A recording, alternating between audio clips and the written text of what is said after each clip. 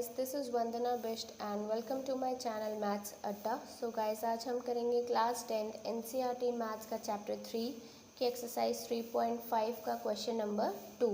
So guys, let's get started. So guys, second question कह रहा है for what value of a and b does the following pair of linear equations have an infinite number of solutions.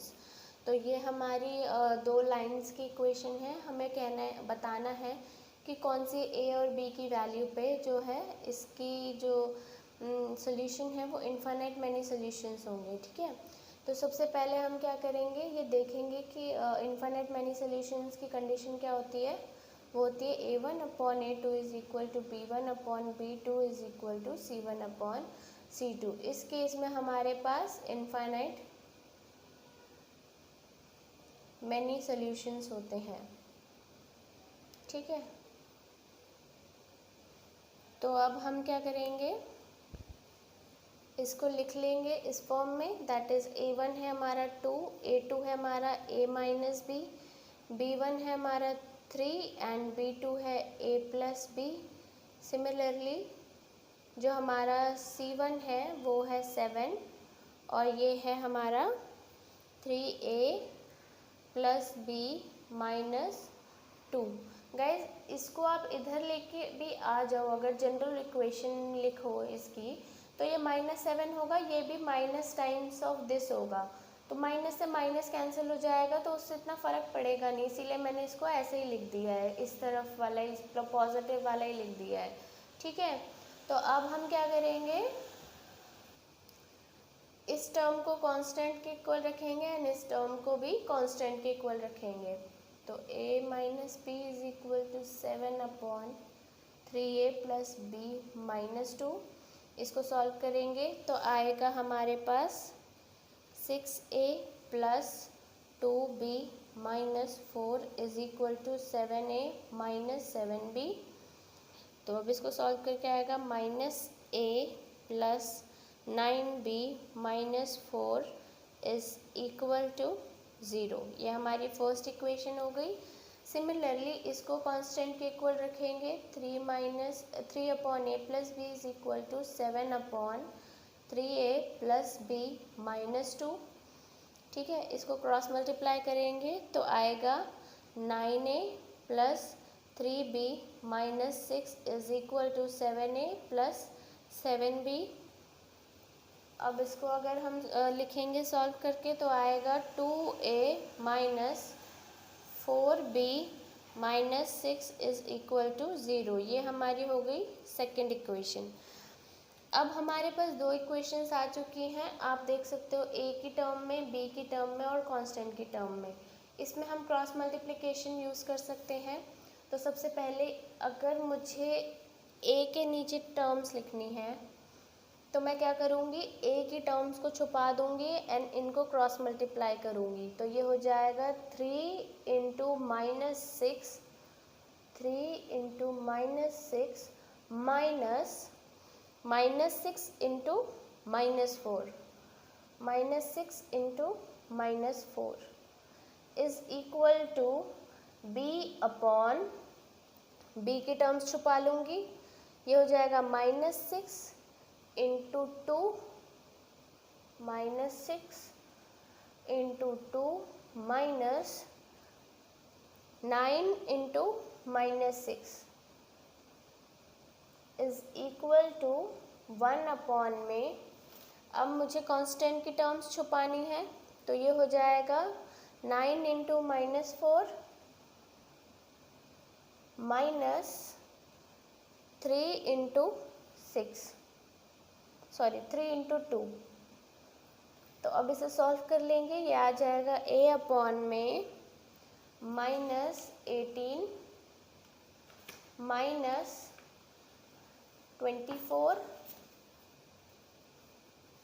Is equal to, एक second, एक ही है ये, b upon, sorry guys, यहाँ पे मैंने वैल्यूज़ गलती से गलत लिख दिए हैं. मैंने ये दो इक्वेशंस कंसिडर कर ली जबकि इक्वेशंस ये थी, तो इनको दोबारा लिखेंगे. सो गाइज मैंने यहाँ इक्वेशंस लिख दी हैं ताकि कोई कंफ्यूजन ना हो। ये फर्स्ट इक्वेशन है, ये सेकंड इक्वेशन है। अब हमें ए के नीचे लिखनी है टर्म्स, तो ए को छुपा लेंगे। ये हो जाएगा 9 into minus six, 9 into minus six minus 4 into minus 4 is equal to b upon, b की टर्म्स लिखनी है तो minus 4 into 2 minus 1 into minus 6 is equal to 1 upon, 1 के नीचे यानी कांस्टेंट के नीचे टर्म्स लिखनी है तो हो जाएगा minus 1 into minus 4 minus 9 into 2। ठीक है, तो अब हम इसे सॉल्व कर लेंगे। तो ये हो जाएगा a upon minus 54 minus 16 is equal to b upon minus 8 minus 6 is equal to 1 upon 4 minus 18 a upon, ये हो जाएगा minus 70 is equal to b upon, ये हो जाएगा minus 14 is equal to 1 upon minus 14। अब a को constant के equal रख देंगे, तो अब इसको सॉल्व करेंगे तो आएगा a is equal to 5 and b को जब हम कांस्टेंट के इक्वल रखेंगे तो b की वैल्यू आ जाएगी हमारी 1। तो गाइज a और b की वैल्यू हमें मिल चुकी है। अब नेक्स्ट पार्ट देखते हैं। सो गाइज सेकेंड पार्ट है, for which value of k will the following pair of linear equations have no solution. तो गाइज नो सोल्यूशन की जो कंडीशन होती है वो होती है a1 upon a2 is equal to b1 upon b2 is not equal to c1 upon c2। तो ये कंडीशन है नो सोल्यूशन की। अब पूछ रहा है कि k की कौन सी वैल्यू पे इन दोनों लाइंस का जो है आपस में नो सोल्यूशन होगा। तो सबसे पहले लिख लेंगे a1 upon a2 is equal to 3 upon 2k minus 1। ठीक है, b1 upon b2 is equal to 1 upon k minus 1 and c1 upon c2 is equal to 1 upon 2k plus 1। अब इस जो ये कंडीशन है इसमें पुट करेंगे वैल्यूज़ को, तो वो हो जाएगा 3 upon 2k minus 1 is equal to 1 upon k minus 1 is not equal to 1 upon 2k plus 1। तो गाइज हमें k की वैल्यू इसमें फाइंड आउट करनी है, तो हम इन दोनों को आपस में इक्वल रखेंगे। तो ये कुछ इस तरीके से हो जाएगा 3 times of k minus 1 is equal to 2k minus 1। 3k minus 3 is equal to 2k minus 1।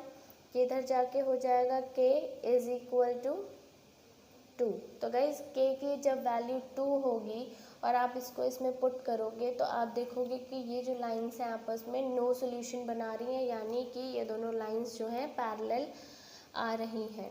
तो guys, this is all about this video. If you liked it, then do like, share and subscribe to my channel. Thanks for watching. Bye bye.